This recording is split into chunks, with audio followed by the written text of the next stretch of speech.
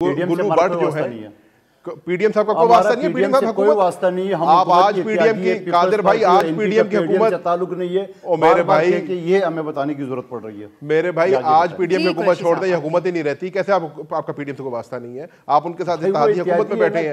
आपकी पार्टी का चेयरपर्सन, आपकी पार्टी का चेयरपर्सन पीडीएम की हुकूमत का वजीर खारजा है भाई मेरे भाई, कैसे हमारा कोई वास्ता नहीं है? लेकिन बहरहाल कुरैशी साहब चले, वो उससे पहले पीडीएम से पीपल्स पार्टी निकल गई थी, एनपीपी निकल गई थी। मैं कुरैशी साहब आपसे सवाल करना चाह रही हूं। अदालत का एहतराम करते हैं, फिर मैं इनको मुझे इजाजत दीजिएगा।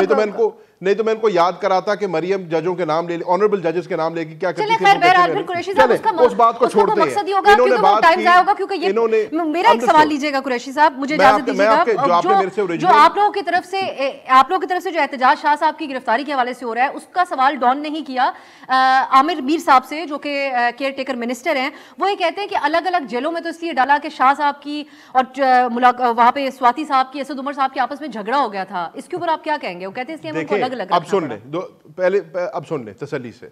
पहली बात तो मैं इस बात को आपके प्रोग्राम की वसादत से बिल्कुल क्लियर कर दूं, हमने ना पहले कोई बेल मांगी थी, ना हम आज बेल मांग रहे हैं।